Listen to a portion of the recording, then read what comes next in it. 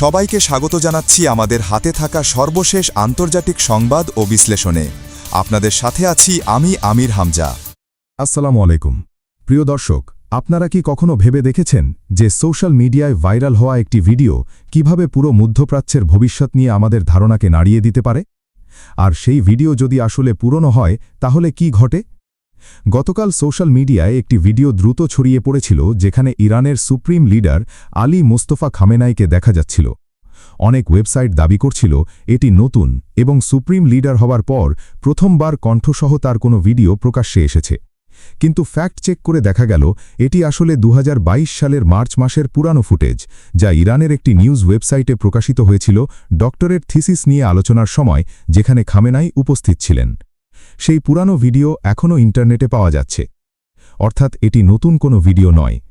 সন্দেহ হওয়ার কারণও ছিল, যদি এটি সত্যিই নতুন ভিডিও হতো তাহলে ইরানের সিনিয়র নেতারা, সরকারি ওয়েবসাইট এবং মেহর নিউজ সহ অন্যান্য সরকারি এবং নির্ভরযোগ্য মাধ্যমে সেটি প্রচারিত হওয়ার কথা।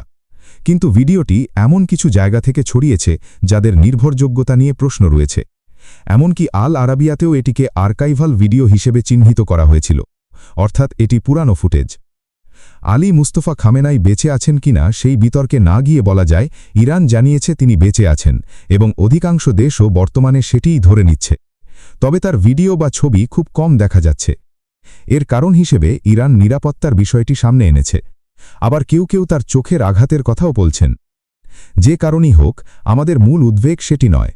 মূল প্রশ্ন হল মধ্যপ্রাচ্যে চলমান লড়াই এবং এরপর কি ঘটতে পারে। এরই মধ্যে মক্কা প্যাক্ট নিয়ে নতুন তথ্য সামনে এসেছে। ইরান জানিয়েছে তারা মক্কা চুক্তিতে যোগ দেওয়ার কোনো আনুষ্ঠানিক দাওয়াত পায়নি।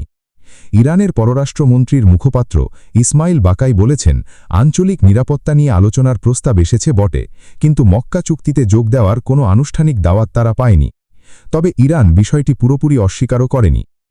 গত 22 আগস্ট মোহসিন রেজা এক সাক্ষাৎকারে বলেছিলেন, ইরান মক্কা চুক্তির অংশ হতে পারে, তবে শর্ত হল ইরানকে সহ প্রতিষ্ঠাতা হিসেবে বিবেচনা করতে হবে এবং মূল নথি তৈরির ক্ষেত্রেও ইরানের ভূমিকা থাকতে হবে। শুধু সৌদি আরব, তুরস্ক ও পাকিস্তান মিলে চুক্তি করে পরে ইরানকে স্বাক্ষর করতে বললে সেটি ইরানের কাছে গ্রহণযোগ্য হবে না। ইরান কূটনীতিতে তাড়াহুড়ি করে না। যদি তারা এই চুক্তিতে যোগ দেওয়ার বিষয়টি বিবেচনা করে তাহলে পুরো চুক্তির নথি পর্যালোচনা করবে এবং প্রয়োজনীয় পরিবর্তনের দাবি জানাবে, যাতে ইরানের স্বার্থও সুরক্ষিত থাকে। এরই মধ্যে পাকিস্তানের সেনাপ্রধান আসিম মুনিরের তেহরান সফর নিয়েও প্রশ্ন উঠেছে। এই সফরের পেছনে মক্কা প্যাক্ট সহ আঞ্চলিক নিরাপত্তা নিয়ে গুরুত্বপূর্ণ কোনো প্রস্তাব রয়েছে কিনা তা এখন আলোচনায়। প্রকাশ্যে সবকিছু বলা হবে না, কারণ অভ্যন্তরীণ আলোচনা এখনও চলতে পারে। ফলে ইরানের সিদ্ধান্ত খুব দ্রুত আসবে এমনটা ধরে নেওয়ার সুযোগ নেই। এতে মাস কিংবা আরও দীর্ঘ সময়ও লাগতে পারে। পাকিস্তানের স্বরাষ্ট্রমন্ত্রী জানিয়েছেন, তেহরানে আলোচনা ভালো হয়েছে এবং আমেরিকা, ইসরায়েল এবং ইরানের চলমান সংঘাতের মধ্যে শান্তির পথ খোঁজা হচ্ছে। তবে আসিম মুনির এর আগে ডোনাল্ড ট্রাম্পের সঙ্গেও কথা বলেছেন।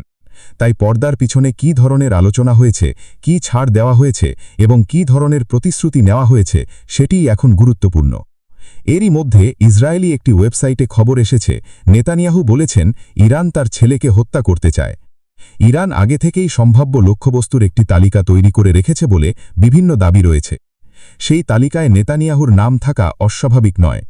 তবে নেতানিয়াহুর ছেলে ইসরায়েলে থাকেন না, তিনি মিয়ামিতে থাকেন এবং ইসরায়েলের সামরিক বাহিনীতেও যোগ দেননি। এই নিয়ে ইসরায়েলি সমাজে নেতাদের সন্তানদের বিদেশে থাকা এবং সাধারণ পরিবারের সন্তানদের যুদ্ধে পাঠানোর বিষয়টি নিয়ে বিতর্ক তৈরি হয়েছে। এরই মধ্যে আমেরিকা ইরানের উপর নতুন নিষেধাজ্ঞা দিয়েছে। অন্যদিকে হুথিরা সতর্ক করেছে, যেসব দেশ এই নিষেধাজ্ঞা বাস্তবায়ন করবে তাদের বিরুদ্ধেও ব্যবস্থা নেওয়া হতে পারে। বাব আল মানদেব প্রণালী বন্ধ করে দেওয়ার হুমকিও সামনে এসেছে। অন্যদিকে হরমুজ প্রণালী নিয়ে উত্তেজনা ইতোমধ্যেই চরম পর্যায়ে রয়েছে। যুক্তরাষ্ট্রের অর্থমন্ত্রী ইরানের সঙ্গে বাণিজ্য করা দেশগুলিকে ডলার ভিত্তিক আর্থিক ব্যবস্থা থেকে বিচ্ছিন্ন করার চেষ্টা করছেন বলেও আলোচনা রয়েছে। কিন্তু ইরান অতীতেও নিষেধাজ্ঞার মুখে নত হয়নি এবং বর্তমান পরিস্থিতিতেও তারা নিষেধাজ্ঞার চাপে সহজে নত স্বীকার করবে এমন কোনো ইঙ্গিত নেই। সিরিয়ার ক্ষেত্রেও আমেরিকার নীতিতে বড় পরিবর্তন দেখা গেছে।